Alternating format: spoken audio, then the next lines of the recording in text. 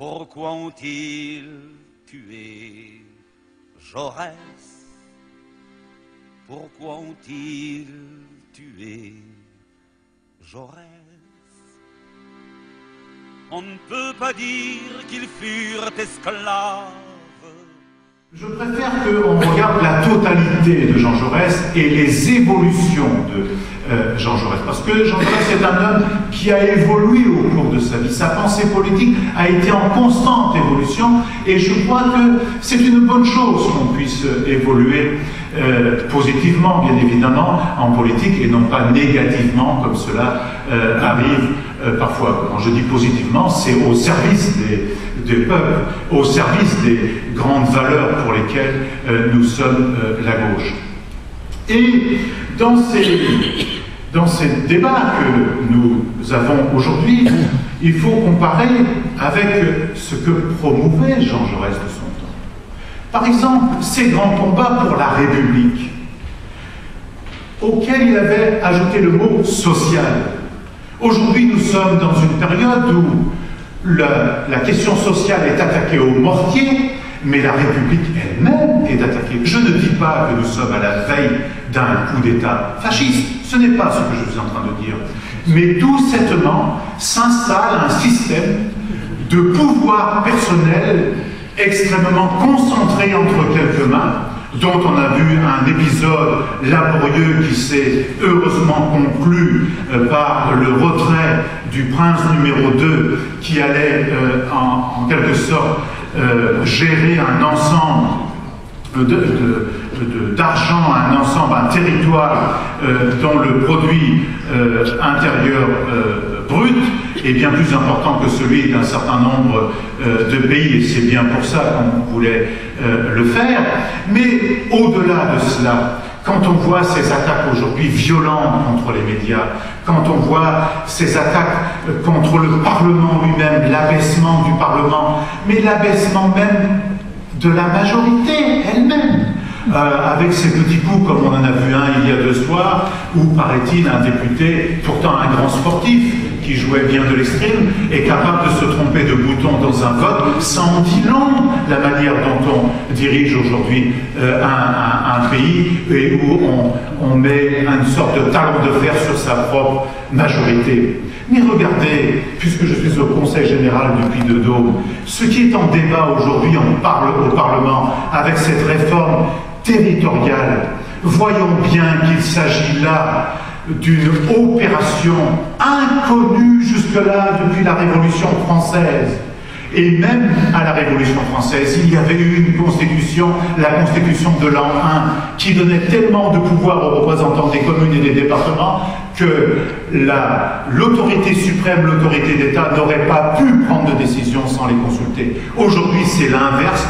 On les détricote, on les démolit, non pas pour, comme on dit, faire des économies sur le nombre d'élus ou sur telle ou telle dépense. La question, c'est qu'il y a un magot énorme derrière ça. 73% de l'investissement public est fait par les collectivités territoriales et bien heureusement qu'elles sont là. Et aujourd'hui, on veut éloigner de plus en plus le pouvoir des citoyens pour que le privé ait accès à ce magot, tout en privatisant les services publics que font les départements, les communes et les régions. Je crois que ça mérite d'être médité. Et pour terminer sur le journaliste, le responsable de presse, je crois qu'on doit à Jean Jaurès cette modernité dans cette conception du journalisme et de la presse elle-même.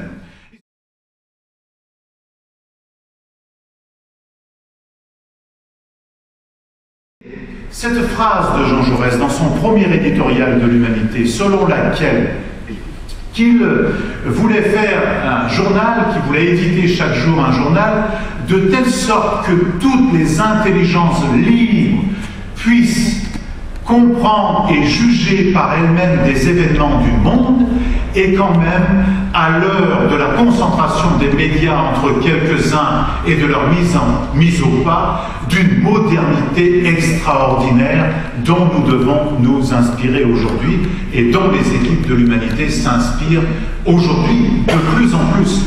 Parce que, de ce point de vue, l'Humanité est beaucoup plus aujourd'hui un journal jaurétien. D'ailleurs, nous venons de le rénover il y a quelques jours et nous affirmons haut et fort qu'il est le journal fondé par Jean Jaurès. Nous donnons donc là une indication au sens que ce journal veut être au service de l'ensemble des lecteurs, des lectrices qui se reconnaissent dans la gauche, dans sa diversité, pour décrypter l'actualité, pour donner des éléments d'analyse, des éléments de réflexion, sans prétendre toujours à la vérité. L'Humanité, comme tous les journaux d'ailleurs, évolue de jour en jour.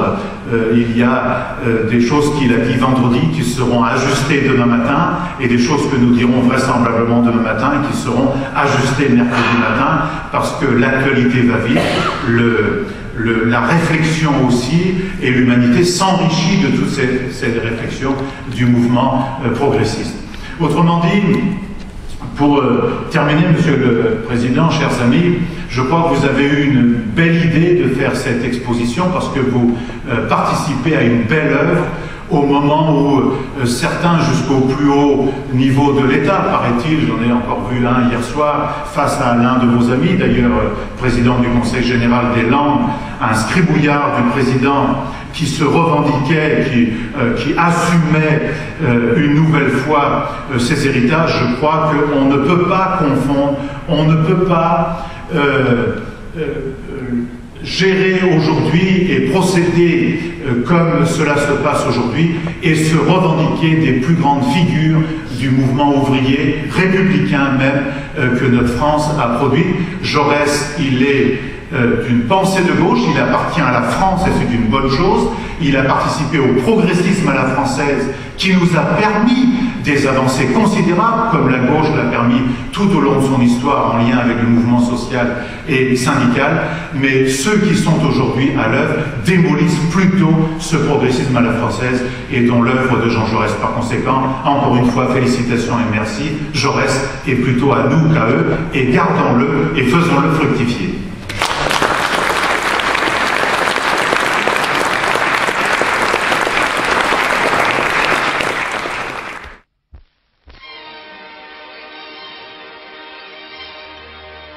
Voici 32 ans à cette date, à l'aube d'un conflit qui n'était que la phase initiale d'une guerre de 30 ans dont nous venons de voir l'achèvement, Jean Jaurès mourait, assassiné dans ce petit café du quartier des Journaux, où son article terminé, il était venu dîner. Quelques jours auparavant, on avait vu Jaurès à Berlin, où la social-démocratie allemande l'avait assuré de son accord contre la guerre menaçante. Image oubliée d'un monde que le lendemain, la guerre devait engloutir.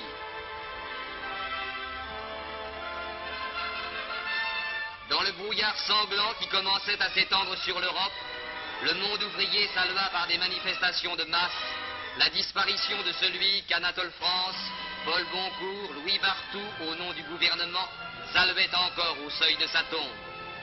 C'est que Jaurès, pendant les 55 ans d'une vie trop courte, consacrée à l'action par la parole, par le livre et par le journal, pour l'aménagement d'un temps meilleur et d'un monde plus juste, était devenu le visage même de la cause des Indes. Et ce furent les mineurs de Carmaux qui, au jour de son transfert au Panthéon, voulurent porter l'énorme catafalque.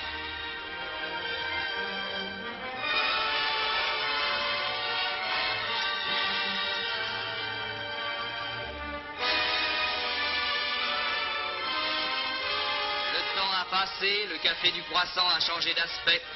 Une plaque sur le mur, une date sur le sol, rappelle le nom qui résonne toujours aux oreilles du peuple. Voici 32 ans, un homme est mort, et miracle étrange, personne ne l'a oublié.